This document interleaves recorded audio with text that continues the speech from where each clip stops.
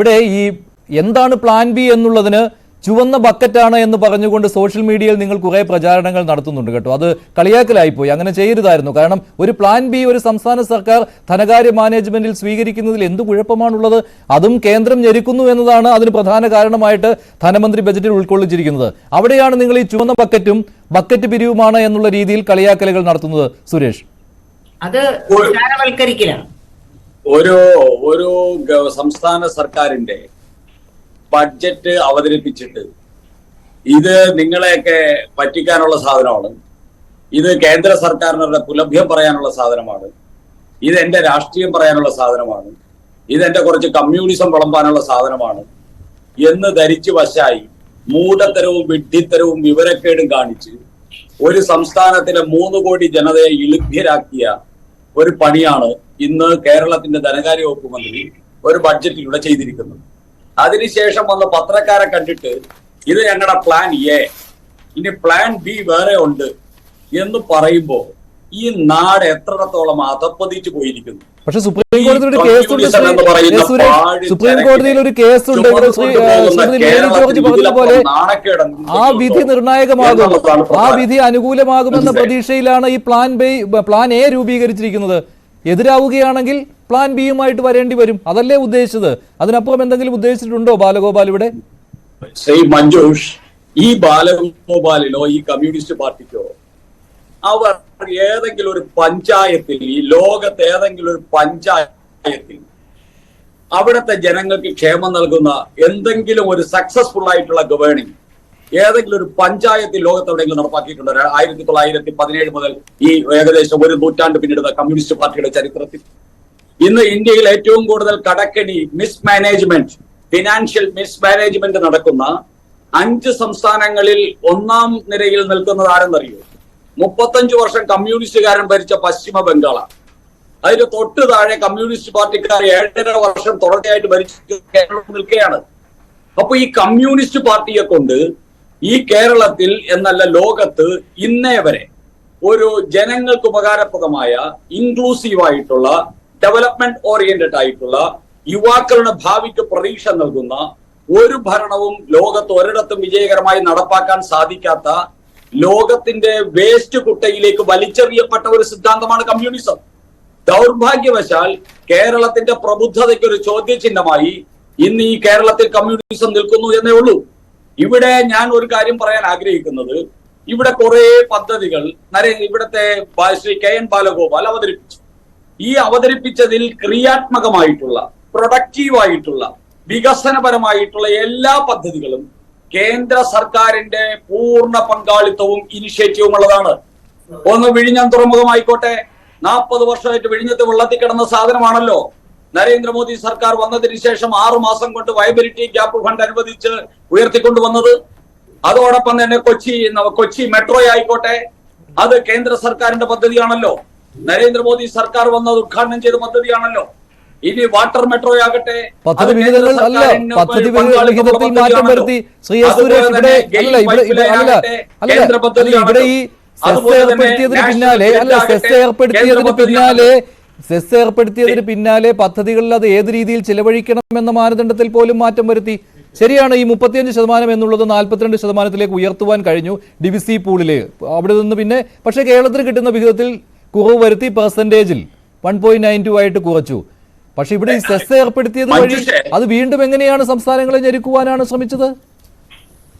മഞ്ജുഷേ, ഈ നിങ്ങൾ പറയുന്നത് കേട്ടതൊന്നും BJP ഇന്ത്യ എന്ന് പറയുന്ന ഒരു രാജ്യം മാത്രമേ ഭരിക്കുന്നുള്ളൂ.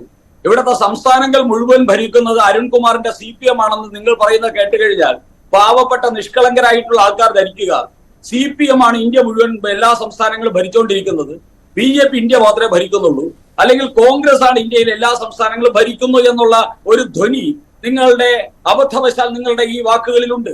ഇന്ത്യയിൽ 18 സംസ്ഥാനങ്ങൾ ഭരിക്കുന്നത് നരേന്ദ്രമോദിയുടെയും BJPയുടെയും പാർട്ടിയാണ്.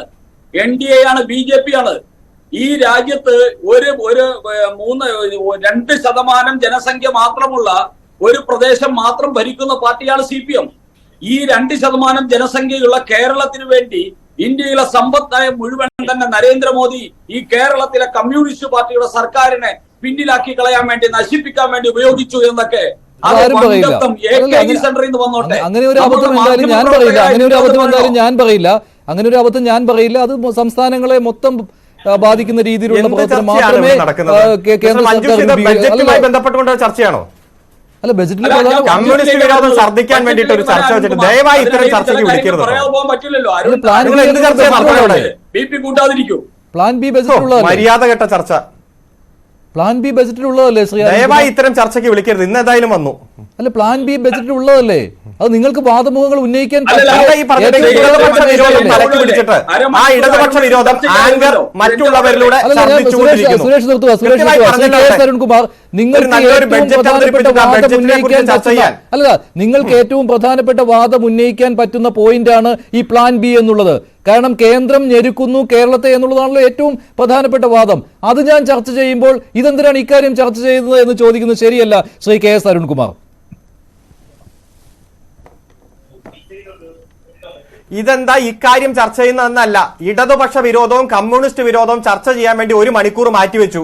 ഈ ബഡ്ജറ്റിന്റെ എത്രയോ നല്ല വശങ്ങൾ ഇന്ന് അവതരിപ്പിക്കപ്പെട്ട ബഡ്ജറ്റിലുണ്ട്. ജനങ്ങൾക്ക് അത് കേൾക്കാനുള്ള അവകാശമില്ലേ? ജനങ്ങൾക്ക് അത് മനസ്സിലാക്കാനുള്ള അവകാശമില്ലേ? ന്യൂസ് 18 ചാനൽ കാണുന്നവർ മാത്രം അതൊന്നും കേൾക്കേണ്ടതാണോ താങ്കളുടെ അജണ്ട? അല്ല, ഒരു ഫോക്കസ് പോയിന്റ് വെച്ചിട്ട് ഒരു കാര്യം ചർച്ച ചെയ്യാൻ പറ്റുകയില്ല എന്ന് പറഞ്ഞാൽ പരത്തിയെല്ലാം ചർച്ച ചെയ്യണമെന്നാണോ താങ്കൾ പറയുന്നത്? അരുൺകുമാർ, സമയം കളയുന്നതിന് വരെ എന്തെങ്കിലും പറയാനുണ്ടെങ്കിൽ പറയൂ. പോസിറ്റീവായിട്ട് ഇതിനെക്കുറിച്ച് എന്തെങ്കിലും പറഞ്ഞോളൂ. ശ്രീ KS അരുൺകുമാർ പറഞ്ഞോളൂ. അല്ല, അങ്ങനെയല്ല KS അരുൺകുമാർ, നിങ്ങൾക്കൊന്നും പറയാനില്ല. അല്ല, അങ്ങനെയല്ല, പറയാനുണ്ട് എന്നുള്ള കാര്യത്തിൽ യാതൊരു സംശയമില്ല. നശിപ്പിക്കുന്ന ഒരു പ്രസ്ഥാനമാണല്ലോ. അല്ലല്ല, അങ്ങനെ പറയരുത് ശ്രീ KS അരുൺകുമാർ. അല്ലല്ല, കേന്ദ്രത്തിന്റെ ഈ അവഗണന ഉണ്ടായിട്ടും അതിലൂന്നി നിന്നുകൊണ്ട് അത് ഒരു പ്രധാനപ്പെട്ട ഒരു പോയിന്റ് ആയിട്ട് അദ്ദേഹം എടുത്തു പറയുന്നുമുണ്ട് KN ബാലഗോപാൽ. ഇങ്ങനെ ഉണ്ടെങ്കിലും വികസന പ്രവർത്തനങ്ങൾക്കുള്ള ഫണ്ട് മുടക്കുകയില്ല, അതുപോലെ തന്നെ ജനങ്ങൾക്കെതിരെ ജനക്ഷേമകരമായ പ്രവർത്തനങ്ങൾക്കെതിരായിട്ടൊന്നും ചെയ്യുകയില്ല എന്നും. അതിലേക്കുള്ള കാര്യങ്ങൾ താങ്കൾ പറഞ്ഞോളൂ, ഞാൻ അതിനെ തടസ്സപ്പെടുത്തിയോ?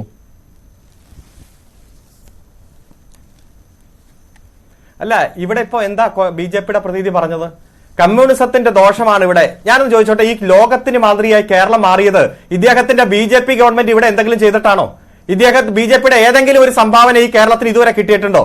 ഇവിടെ മാറി മാറി വന്ന ഇടതുപക്ഷ സർക്കാർ, അതുപോലെ തന്നെ UDF സർക്കാർ അധികാരത്തിൽ വരുമ്പോൾ കൊണ്ടുവന്ന ഏറ്റവും നല്ല ഇടപെടൽ തന്നെയാണ് വിദ്യാഭ്യാസ മേഖല, ആരോഗ്യ മേഖല, അതുപോലെ സാമൂഹ്യ വികസന സൂചികയിലെല്ലാം ഈ കേരളത്തിന്റെ യശസ് ലോകം മുഴുവൻ അറിയപ്പെട്ടത്. ഇപ്പോ വിദ്യാഭ്യാസ മേഖലയിൽ തന്നെ ഈ കേരളം ഒരു വിദ്യാർത്ഥിക്ക് വേണ്ടി 7,885 രൂപയാണ് വാർഷികം മുടക്കുന്നത്.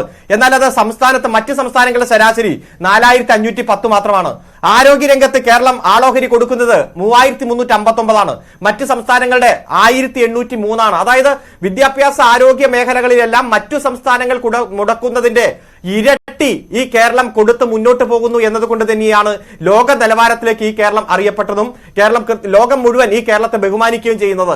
ഇതിലെല്ലാം BJPക്ക് വല്ല പങ്കുണ്ടോ? നയാ പൈസ ഈ കേരളത്തിന് ഏതെങ്കിലും തരത്തിൽ കേരളത്തിന് ഗുണകരമാകുന്ന ഏതെങ്കിലും പദ്ധതി ഏതെങ്കിലും BJP ഗവൺമെന്റ് സംഭാവന ചെയ്യുന്ന സാഹചര്യം ഉണ്ടായിട്ടുണ്ടോ? എന്നിട്ട് അന്ധമായി ഇങ്ങ് വെടിവെച്ചുകൊണ്ടിരിക്കുക. കേരളത്തിൽ സാമ്പത്തിക പ്രതിസന്ധി പോലും ഞങ്ങൾ ജനങ്ങളെ വിശ്വാസത്തോടെ വാക്കുപാലിച്ച് മുന്നോട്ട് പോകുകയാണ്. 600 കാര്യങ്ങൾ നിങ്ങൾ അവിടെ ഉണ്ടായി. ഞാൻ പറയട്ടെ, 600 കാര്യങ്ങൾ പ്രകടന പത്രികയിൽ ഉൾപ്പെടുത്തി 2016 അതിൽ ഭൂരിഭാഗം കാര്യങ്ങളും ബോധ്യപ്പെടുത്തി മുന്നോട്ട് പോയത് കൊണ്ടാണ് ഈ കേരളത്തിലെ ജനത ഞങ്ങളെ വീണ്ടും അംഗീകരിച്ചത്.